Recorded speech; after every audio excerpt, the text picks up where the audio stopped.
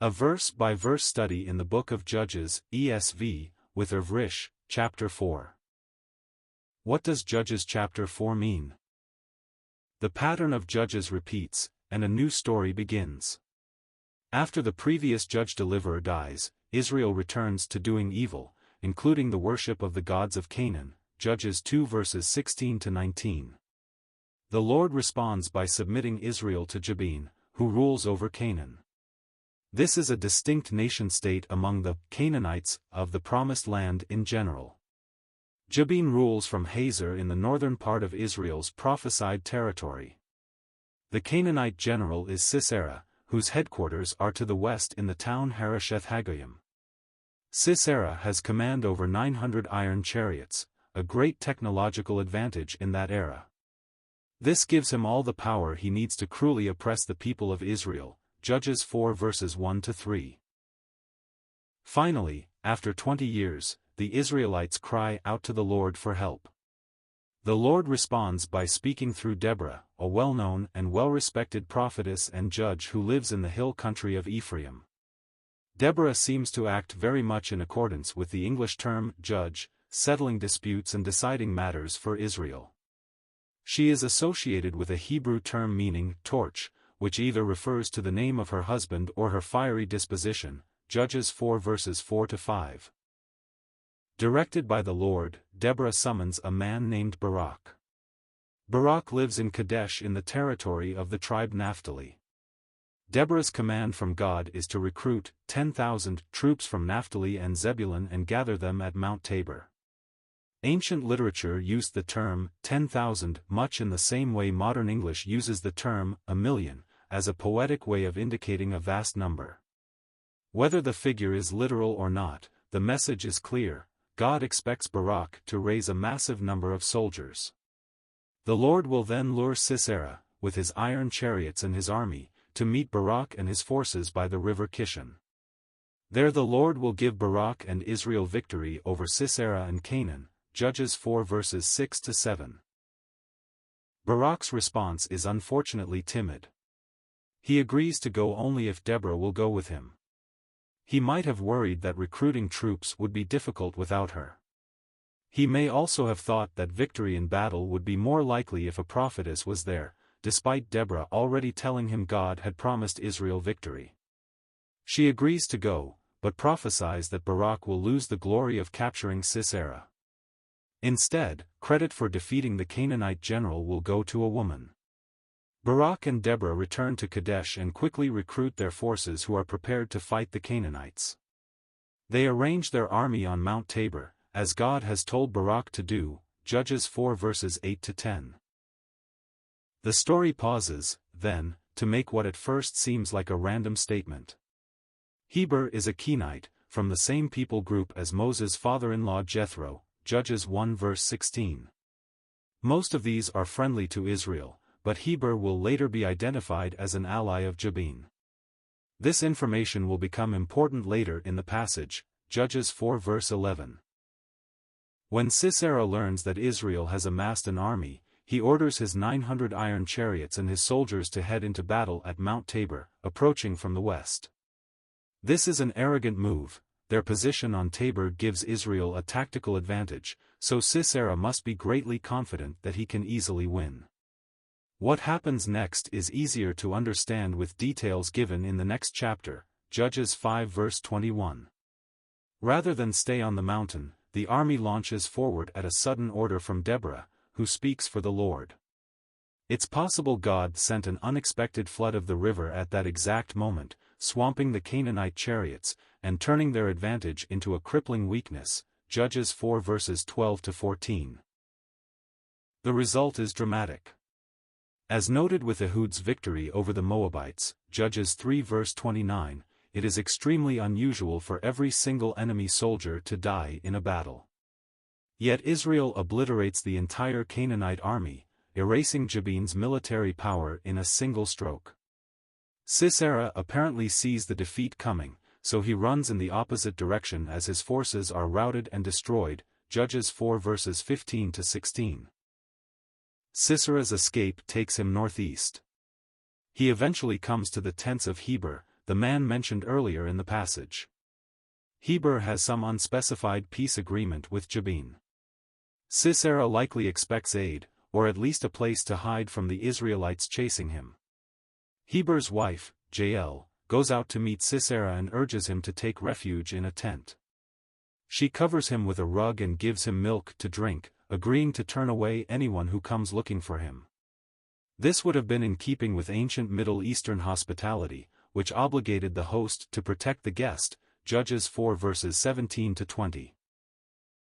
Once Sisera is asleep, however, Jael picks up implements with which a nomadic woman would have been familiar, a hammer and tent peg.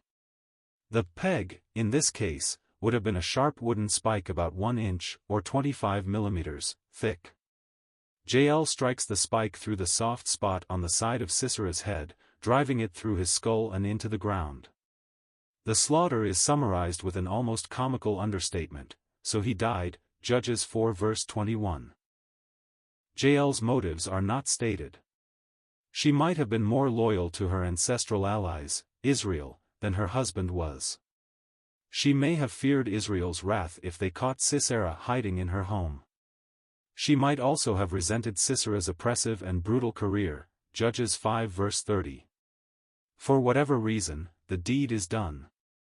Soon after, Barak and his men approach, looking for the runaway general. Jael shows the corpse, and Deborah's prophecy is fully revealed. A woman, Deborah, for her role in raising and inspiring the army, and Jael for striking down the general, gets credit for the victory, Judges 4 verse 22. With an entire army slain, Jabin's defeat is merely a matter of time. Israel presses their advantage until Jabin, as well, is destroyed. The final verses of this chapter poetically repeat Jabin's name and title 3 times, emphasizing the relentless and thorough victory granted by God. Israel is once again freed from oppression, Judges 4 verses 23 to 24.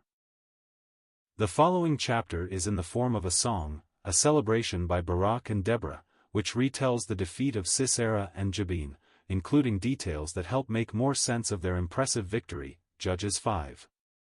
Sadly, the pattern of the era of the judges will continue, Judges 6 verse 1, leading to the introduction of the next rescuer of Israel, Gideon, Judges 6 verse 11. Chapter context: Judges 4 begins with the death of Ehud, the assassin leader of chapter 3 who freed Israel from the Moabites. After the Israelite people return to wickedness, God submits them to Jabin and the Canaanites. After 20 years, the Lord raises up a deliverer called Barak through his prophetess Deborah. Israel obliterates the enemy army, and the general is slaughtered in his sleep by a woman. Jabin and the Canaanites are defeated. The next chapter poetically retells these events, followed by the introduction of an especially famous judge in chapter 6, Gideon. Verse by verse. Verse 1. And the people of Israel again did what was evil in the sight of the Lord after Ehud died. The downward spiral, a cycle of sin and rescue, Judges 2 verses 16 to 19, continues. Israel remains faithful to the Lord as long as the judge who delivered them lives. Perhaps the judge keeps alive the needed memories, both the pain of oppression and God's mighty victory on Israel's behalf. Once the judge dies, however, faithfulness to the Lord doesn't remain with the following generations. The allure of the false gods of the land becomes too strong, and the children of the faithful generation fall away into doing evil in the sight of the Lord. It should be emphasized that this evil went far beyond failing to keep the law of Moses down to the tiniest detail. Any sin would justify God's wrath.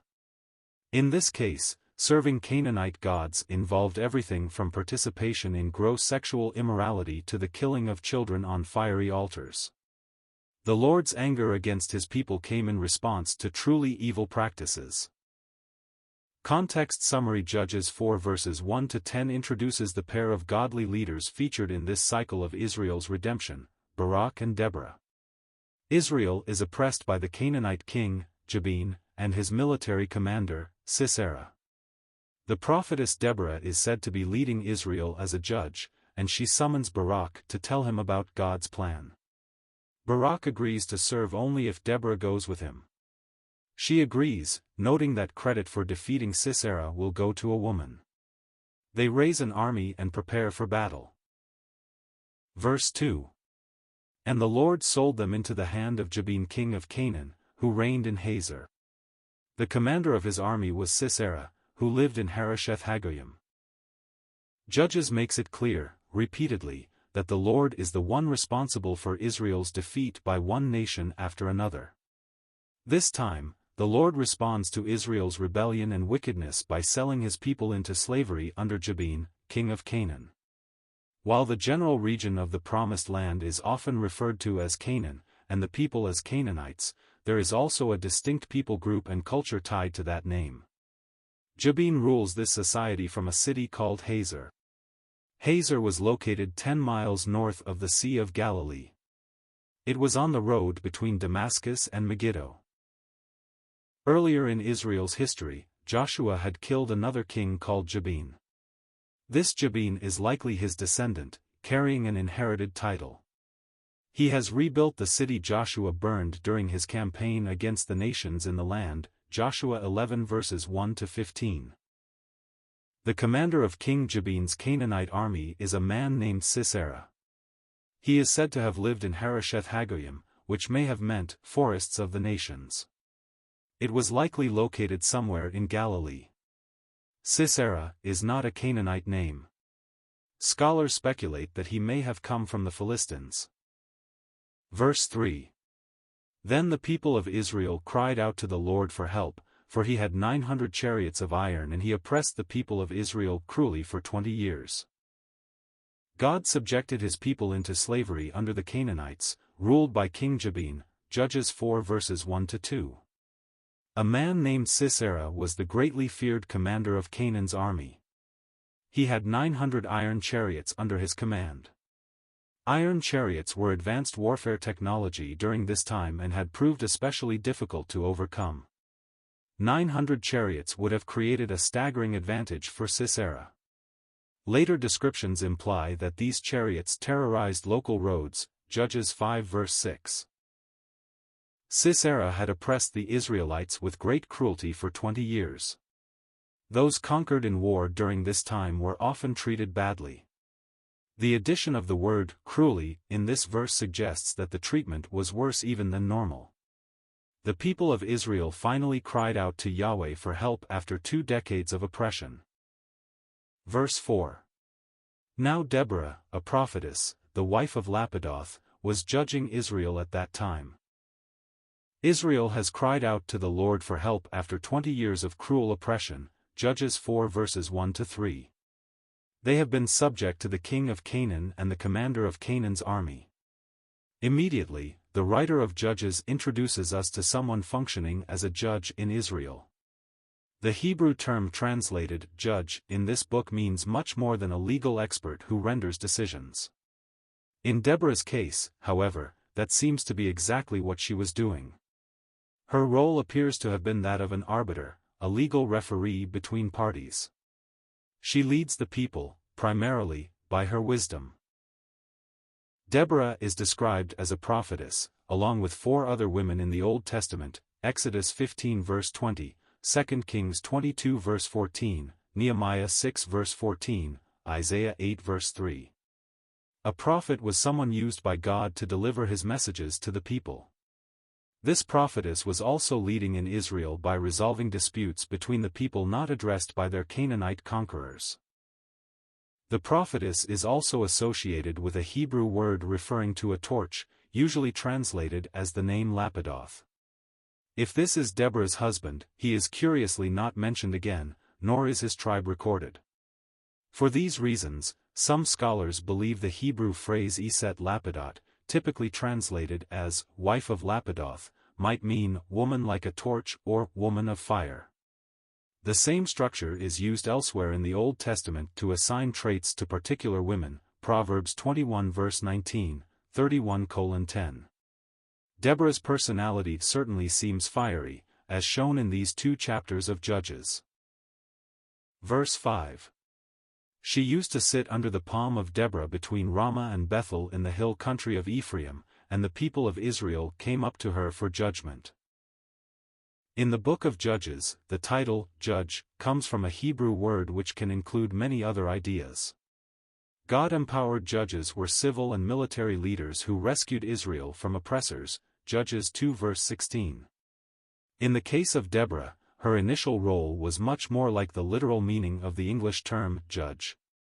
The site where she ministered was so well known in Israel that it was called the Palm of Deborah. She would sit at this spot, Exodus 18 verse 13, John 19 verse 13, between Ramah and Bethel in the territory of Ephraim. There, she would receive the people who came to her to solve their disputes and legal matters. As a prophetess of the God of Israel, her word would have stood as final. As this passage indicates, she was also powerfully used by God to free Israel from slavery to Canaan. The Lord will summon Israel's next deliverer through her, and the two will work closely together. Verse 6. She sent and summoned Barak the son of Abinoam from Kadesh Naphtali and said to him, Has not the Lord, the God of Israel, commanded you, Go, gather your men at Mount Tabor, taking 10,000 from the people of Naphtali and the people of Zebulun? Deborah was a prophetess of the Lord, Judges 4 verses 4-5. God revealed his will to Israel through his prophets. So, when Deborah summoned a man named Barak, she delivered this message to him on behalf of God. Barak's name means, lightning. He was from a town called Kadesh of Naphtali. Scholars say this is likely the place later known as Tel Kadesh, north of Lake Hula in northern Galilee. This town had been conquered earlier in Israel's history by Joshua and eventually declared a city of refuge, Joshua 20 verse 7.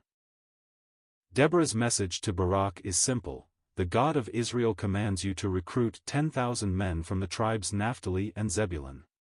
The number, 10,000, is used numerous times in the book of Judges. Scholars note this term is often a placeholder for very many in number, somewhat as modern English often uses the number, 1,000,000. Any or all these instances might be literal, as well, but it's possible that the phrase is symbolic. Barak is to gather his troops at Mount Tabor. This mountain rises prominently above the landscape at the northeastern end of the Jezreel Valley, where the borders of the territories of Zebulun, Issachar, and Naphtali come together. Not only did this make it a suitable meeting spot, but it would also give Israel's fighting forces the high ground in any conflict. The Lord's message to Barak through Deborah continues in the following verse. Verse 7. And I will draw out Sisera, the general of Jabin's army, to meet you by the river Kishon with his chariots and his troops, and I will give him into your hand. The people of Israel have finally cried out to the Lord to deliver them from the cruel oppression of the Canaanites, Judges 4 verses 1-6. God now begins to answer that prayer. He is raising up a deliverer by the name of Barak. The Lord is instructing Barak through the prophetess Deborah.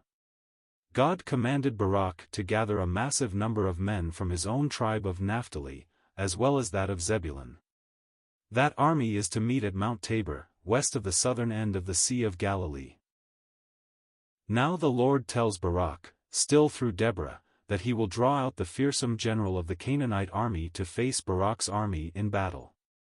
Sisera commands 900 iron chariots and is responsible for oppressing the Israelites. In that era, iron chariots would have been advanced technology. Later depictions of Canaanite oppression, Judges 5 verse 6, suggest these chariots made travel on roadways almost impossible. The Lord promises Israel the victory at the river Kishon, just to the south of Mount Tabor. Normally, the broad, flat plain of this area would have favored Sisera's chariots and spelled doom for Israel's army. However, the additional details given in the following chapter suggest that the Kishon River suddenly flooded at the time of the battle, Judges 5 verses 20-21. This might have swept some enemy away. More likely, it would have created muddy conditions which would have slowed or stopped the chariots. Perhaps this was the Lord's mechanism to give victory to Barak and the Israelites. Verse 8. Barak said to her, If you will go with me, I will go, but if you will not go with me, I will not go. Barak must have been greatly impressed with Deborah, the prophetess and judge over Israel. She has given him a message from the Lord: gather troops and face the feared commander of the Canaanite army in battle. Judges 4 verses 1-7. The statement Barak makes here is often debated by commentators. A plain reading implies hesitation, driven by uncertainty. Along with Deborah's following comments, Judges 4 verse 9, he seems resistant to obey God unless Deborah accompanies him on his mission. This certainly shows respect for Deborah's relationship with the Lord. But it also reflects a lack of trust in God's promise of victory. His suggestion that he will not go without her might be rhetorical, but that doesn't easily fit her response. It may be that Barak imagined God's favor was on Deborah, not himself, therefore her presence would cause the Lord to ensure the victory over Sisera. It's also possible Barak thought it would be easier to recruit an army with the renowned prophetess helping his cause. The Bible doesn't explain those details. All we are told is that Deborah will agree to go with Barak. Verse 9. And she said, I will surely go with you. Nevertheless, the road on which you are going will not lead to your glory, for the Lord will sell Sisera into the hand of a woman. Then Deborah arose and went with Barak to Kadesh. Deborah, the prophetess and judge of Israel, Judges 4 verses 4-5, has delivered a command from God to a man called Barak, Judges 4 verses 6-7. Barak is to gather a large army and meet the Canaanite forces at a particular spot. The Lord has assured Barak of success. Barak, rather than acting immediately, has hesitated to accept the mission. He will only do so if Deborah will come with him, Judges 4 verse 8. Barak's faith in God's promise seems weak, yet his faith in Deborah's influence seems strong. It may be Barak is convinced God would not allow Israel to lose the battle if Deborah were there in person. Although Deborah agrees to come, she also chides Barak for asking her to do so. In a sense, she challenges Barak's manhood. She prophesies that his chosen approach, the road on which you are going, will mean glory, for the victory will go to a woman. Modern readers can easily miss the magnitude of such a statement. In that society, women were not considered fighters, nor often accepted as leaders. Deborah is already an exception to her culture. For military victory to be credited to a woman would have been both unexpected and slightly embarrassing. This prophecy certainly means Barak will get little or no glory for the victory. At first, it seems Deborah is suggesting that she will be the gloried one. To some extent, this is true. However, the full story of the battle against Sisera reveals another woman's impact on the victory. What follows becomes evidence that Deborah spoke the very words of God in this verse. Deborah and Barak then set out for Kadesh, Barak's hometown in the territory of Naphtali. They begin recruiting their army of fighters from among the tribes of Naphtali and Zebulun. A side note given in verse 11 notes a particular Kenite living near there. His importance to the story only becomes clear later in the passage, Judges 4 verse 11. Verse 10. And Barak called out Zebulun and Naphtali to Kadesh. And 10,000 men went up at his heels, and Deborah went up with him. The first difficult step for Barak in fulfilling God's call to defeat Sisera and the Canaanite army in battle was recruiting an army. This might have been one of his reasons for insisting that Deborah come along. The presence of a respected spiritual leader would have encouraged more men to join the fight, Judges 4 verses 1-9. As it happens, the outcome suggests that the presence of the well-known prophetess of God made Barak's job much easier. After returning to his hometown of Kadesh, Barak sends out a call. He seeks men of his tribe, Naphtali, and those of the neighboring tribe of Zebulun. Before long, an enormous army stands at Barak's heels. This expression means they come ready to follow his orders and follow him into battle. Scholars note that many languages use certain phrases, even numbers, as metaphors. In English, the phrase, "a million," is often meant to mean very many, as in, "I've worn that shirt 1,000,000 times." The exact figure, 10,000, is seen frequently in the book of Judges, and many of those instances might be that form of poetic license. Regardless of the exact number of men recruited, the response is extremely positive.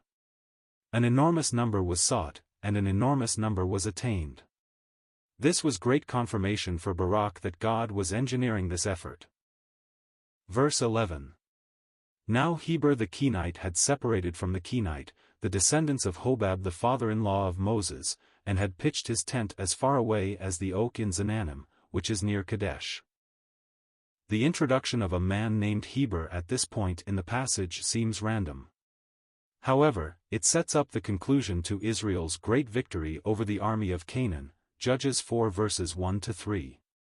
The story will come back to Heber the Kenite, revealing a kind of alliance or peace agreement with King Jabin of Hazor, the oppressor of the Israelites, Judges 4 verse 17. The Kenite were the descendants of Moses' father-in-law Hobab. They had been friends of God's people from the time of Moses and had even settled in the southern, desert region of the promised land known as Arad. Heber had broken off from the rest of the Kenite and moved his family north. He settled down near a landmark known as the Oak in Zananim, Joshua 19 verse 33. Scholars suggest this locally famous tree was found at the southern end of the territory of Naphtali. This was near to Kadesh. Kadesh is Barak's hometown, Judges 4 verses 4-7. From there, Barak and Deborah amassed an army to fight the Canaanite oppressors, Judges 4 verses 8-10. Some Bible scholars question whether this story describes two different towns known as Kadesh. If that is the case, one is Barak's home, the other was closer to where the battle took place. Most interpreters believe these to be the same, near the southern end of the Sea of Galilee. Context summary Judges 4 verses 11-16 tells how Israel's army, led by the prophetess Deborah and the judge Barak, defeat the Canaanite army of King Jabin. The following chapter implies that an unexpected flood may have disabled the enemy's iron chariots, Judges 5 verses 21-22. The Canaanite commander, Sisera, flees on foot. He alone escapes, as the rest of his men are wiped out. Verse 12. When Sisera was told that Barak the son of Abinoam had gone up to Mount Tabor. After noting the presence of a Kenite, Judges 4 verse 11, whose influence will only be understood later, the passage returns to the main storyline. The Lord had promised Barak that he would draw out Sisera, the commander of the Canaanite army, into a battle, Judges 4 verses 4-7. That moment comes now. Sisera learns that Barak has raised an army in defiance of Israel's oppressors, the Canaanites. He also learns that they have positioned themselves at Mount Tabor. This is exactly what God has told Barak to do. Sisera would have understood Mount Tabor as a tactical stronghold, giving an army the higher ground from which to do battle. Still, Sisera will not hesitate to take his own army out to confront this threat to Canaan's dominance over the Israelites. His 900 iron chariots would have been a considerable advantage in any fight against troops on foot, Judges 4 verses 1-3, 5:6.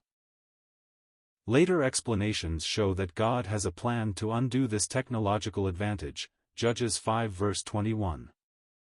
Verse 13. Sisera called out all his chariots, 900 chariots of iron, and all the men who were with him, from Harosheth Hagoyim to the river Kishon. Sisera has been informed that Barak has amassed troops and gathered for battle at Mount Tabor. In response, the commander of Canaan's army has called out his own troops, along with his 900 iron chariots. These are the same chariots that gave Canaan the tactical advantage when Canaan defeated and enslaved Israel 20 years earlier, Judges 4 verses 1-3. At that time, though, the Lord allowed Israel to be defeated. Now, God will give Israel the victory over these same chariots. Sisera sends his army, and the chariots, east through the Jezreel Valley toward the Kishon River, near Mount Tabor and the waiting Israelites. The exact location of this battle turns out to be key to Israel's victory. Later explanations imply an unexpected flood in this area. This would not only have drowned some of the Canaanites, but it would have turned the terrain into muck, and mobile iron chariots into immobile death traps. Judges 5 verse 21. Verse 14. And Deborah said to Barak, Up. For this is the day in which the Lord has given Sisera into your hand. Does not the Lord go out before you? So Barak went down from Mount Tabor with 10,000 men following him. The fearsome Canaanite general Sisera is on his way to battle with his 900 iron chariots. Judges 4 verses 1-3. The Israelite army, led by God's hand-picked deliverer Barak, wait for them on Mount Tabor. Barak had insisted that the prophetess of the Lord come with him to raise the army and to fight. Judges 4 verses 4-10. Now she speaks on behalf of the Lord, an encouraging, commanding word, Qum. This means, up, or go, or arise, depending on the translation. She makes it clear that the time to head into battle against Sisera is right now. Deborah's insistence might be more than just encouragement. Barak's army is positioned on the high ground of Mount Tabor, yet they went down to engage Sisera's army. That might suggest an unexpected advance. The Canaanites would have expected the Israelites to hold that higher position. It also ties to details given later in the book of Judges, Judges 5 verse 21, suggesting that a sudden flood of the river Kishon may have ensnared the Canaanite army. It's possible Deborah is commanding Barak to send his troops at a supernaturally revealed moment which catches the enemy at their most vulnerable. The prophetess also assures Barak that God has guaranteed his victory. She asks Barak, "Doesn't the Lord go before you?" The implied answer is that, of course, the Lord goes before them. This is the Lord's battle. Barak and his army must simply obey and engage. And so, they do. Barak's troops follow him down from Mount Tabor to do battle with the Canaanites on the plain. The results are dramatic. Judges 4 verse 15. Verse 15. And the Lord routed Sisera and all his chariots and all his army before Barak by the edge of the sword. And Sisera got down from his chariot and fled away on foot. The build-up to this major battle for Israel's independence from Canaan, Judges 4 verses 1-3, is resolved in just 2 verses. Barak and his troops descend from Mount Tabor to do battle with Sisera's army, including his 900 iron chariots. The Lord goes before Barak's army, and the Canaanites and their chariots are quickly defeated. God's influence is already clear in the victory, Judges 4 verse 7, but there might have been an overtly miraculous aspect to the battle. Combining details from different verses suggests that Barak's army pulled off a surprise attack on an enemy unexpectedly disabled by a natural disaster. The high ground on Mount Tabor, Judges 4 verse 14, would have been a tactical advantage, yet Barak's men engaged Sisera's army on the plain. Further, the Israeli army charges forward on the command of Deborah, the prophetess, Judges 4 verses 4-8. The following chapter suggests a storm or flood swelled the Kishon River, sweeping some of the enemy away.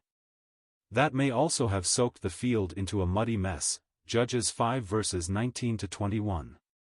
This would have turned iron chariots from a battle advantage into immobile ornaments. In such a situation, Barak's army could have quickly moved through the Canaanites and struck them down. The chariots' only option would be attempting a return to dry ground, effectively retreating, and losing their advantage. Sisera, realizing the battle would be lost and that his own chariot was useless, got down and ran away on foot. Though it's not likely he traveled completely alone, no other Canaanites are mentioned. He ran northeast from the battle while his remaining soldiers fled back west, the way they had come, Judges 4 verse 16. Verse 16. And Barak pursued the chariots and the army to Harosheth Hagoyim, and all the army of Sisera fell by the edge of the sword, not a man was left. The Lord has given Barak and his men a decisive battle over Sisera and the Canaanite army, Judges 4 verses 12-13.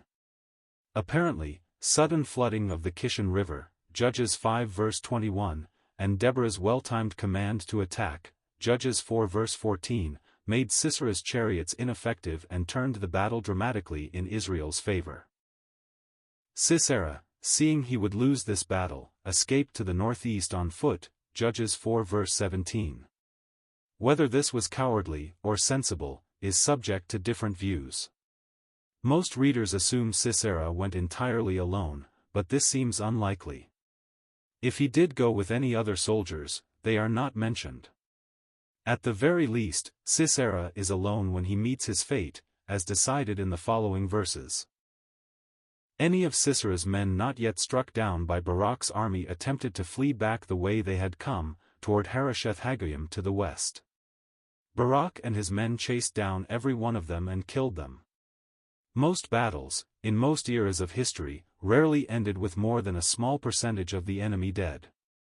To defeat an enemy so thoroughly as to kill every soldier is a colossal event. Verse 17. But Sisera fled away on foot to the tent of Jael, the wife of Heber the Kenite, for there was peace between Jabin the king of Hazor and the house of Heber the Kenite.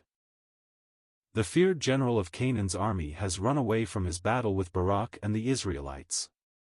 Recognizing that the battle was lost, Sisera abandoned his iron chariot and fled on foot to avoid being captured and killed.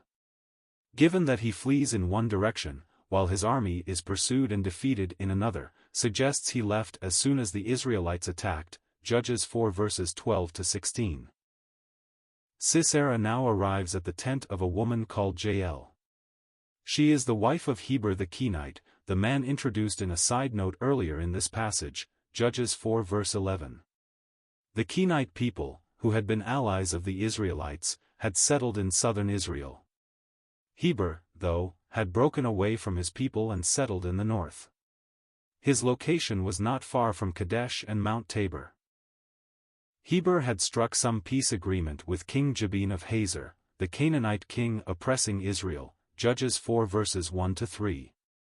This implies some formalized alliance between Heber's clan and the Canaanites.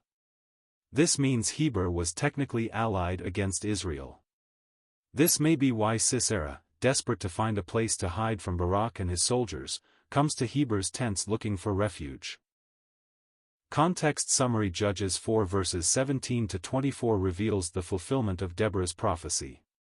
As Israel routs and destroys an army, the enemy commander flees on foot. Sisera runs to the home of a man allied with his king, Jabin. Heber's wife, Jael, reassures Sisera and hides him under a rug inside a tent. However, when Sisera falls asleep, she kills him by driving a tent peg through his skull and into the ground. She then tells Barak, the Israeli judge in pursuit of Sisera, what has happened. The people of Israel follow through on this victory until Jabin is also defeated. Verse 18. And Jael came out to meet Sisera and said to him, Turn aside, my lord, turn aside to me, do not be afraid. So he turned aside to her into the tent, and she covered him with a rug.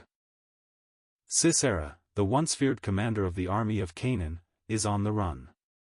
His forces have been thoroughly defeated by the Lord through Barak and his army, Judges 4 verses 12 to 15.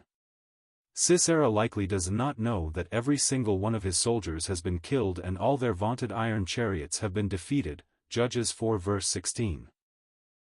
Scripture indicates that Barak's Israeli forces pursued the Canaanite army in one direction, while Sisera fled in another.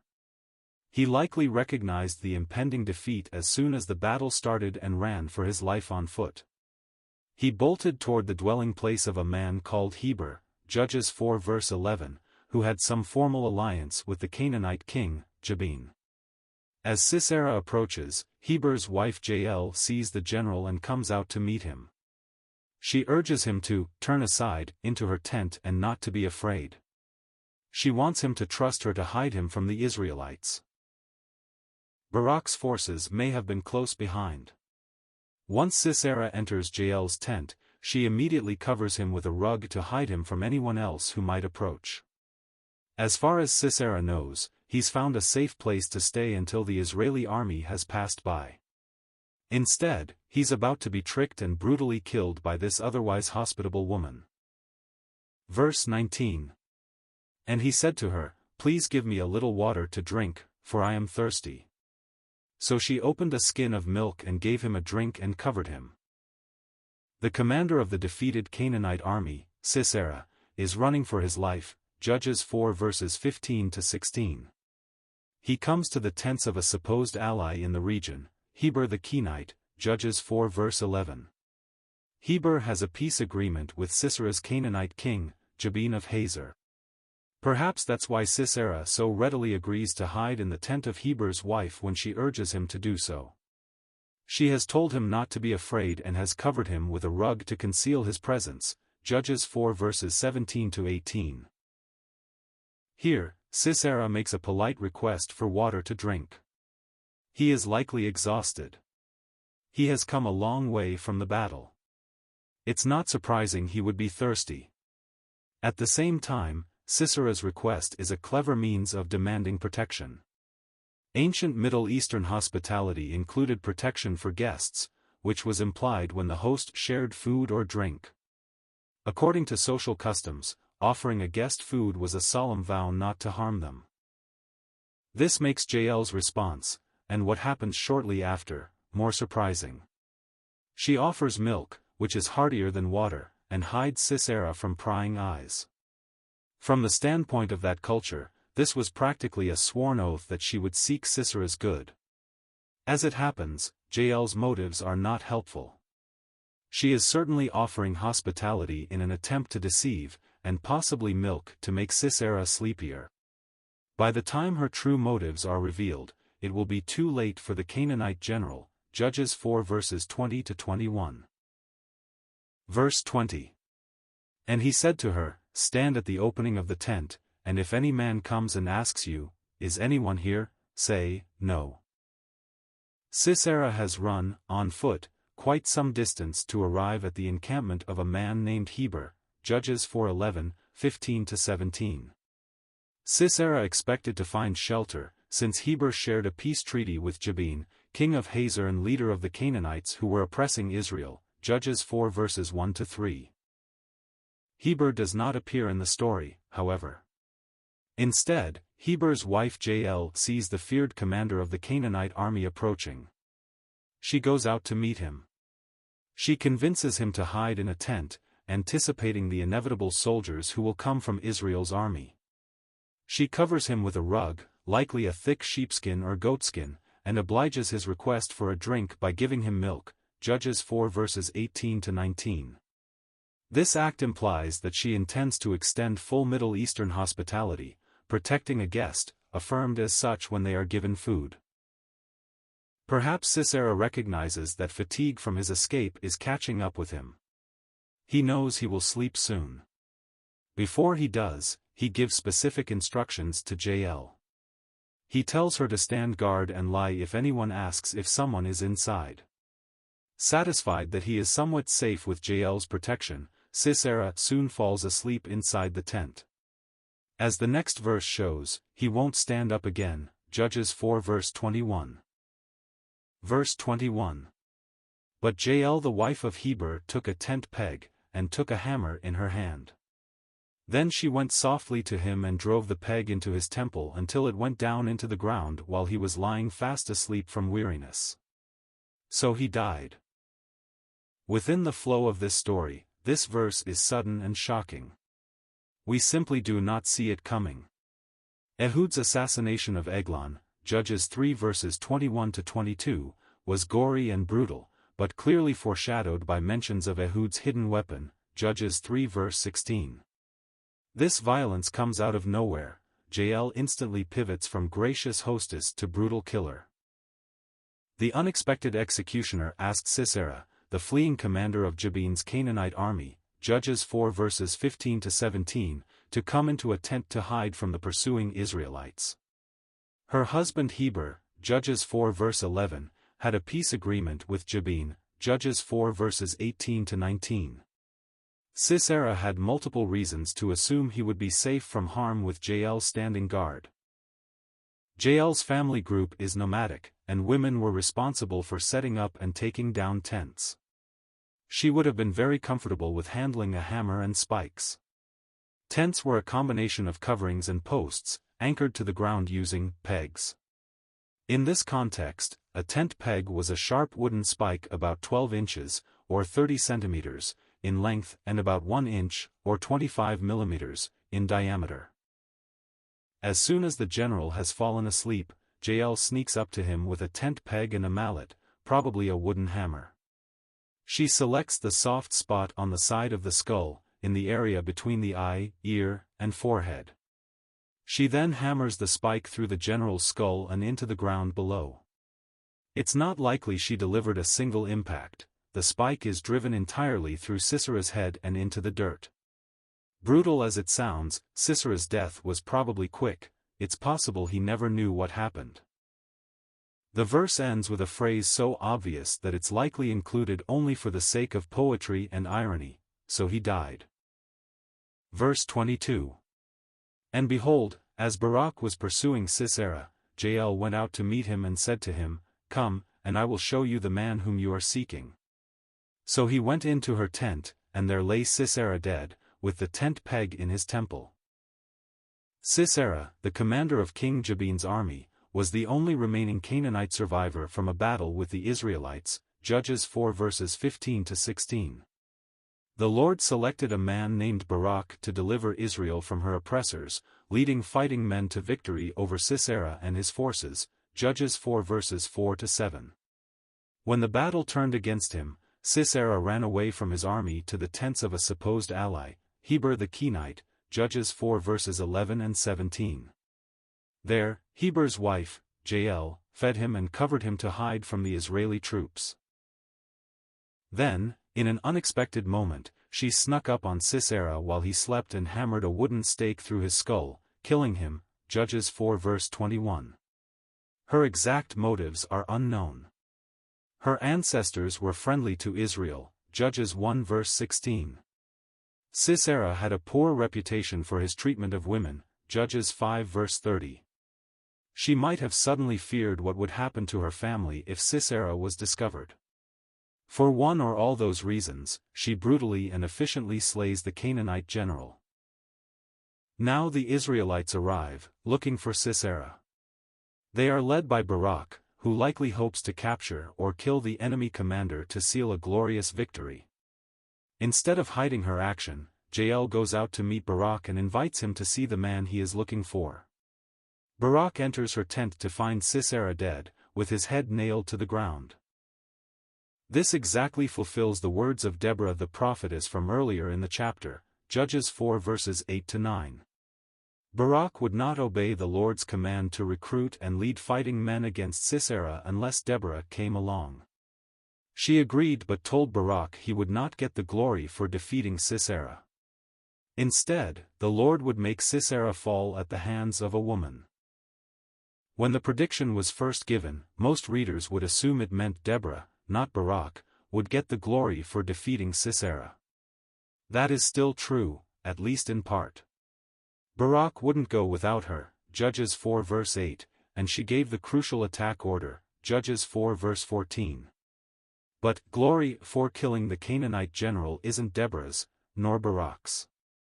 It now becomes clear that God, speaking through the prophetess Deborah, predicted Jael's slaughter of the general as he slept.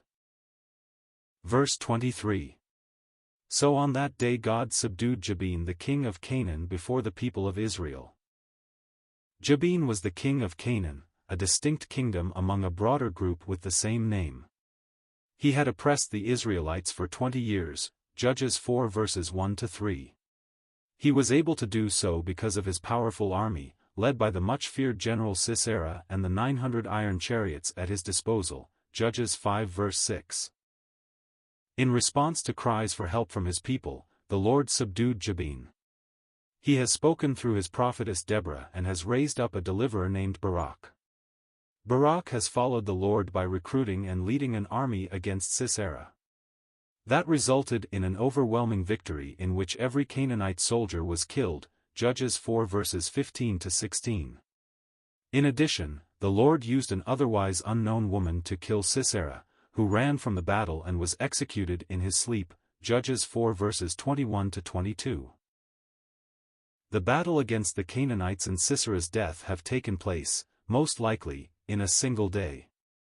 Jabin himself is not yet defeated, but he soon will be.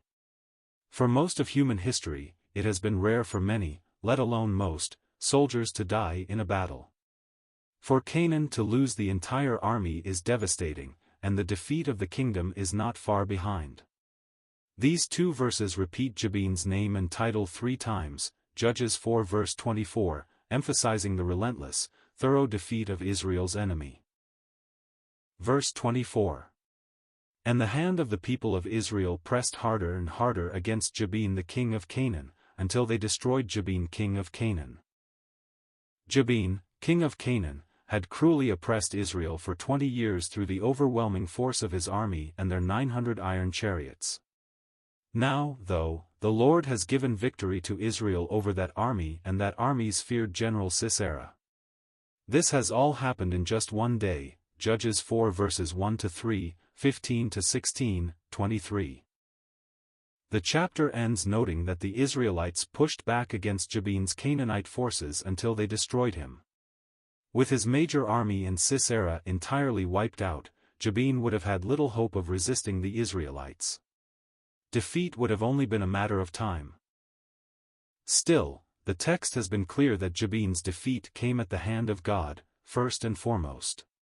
He made use of Deborah, Judges 4 verses 4-7, Barak, Judges 4 verses 8-10, and Jael, Judges 4 verses 21-22, to accomplish his will.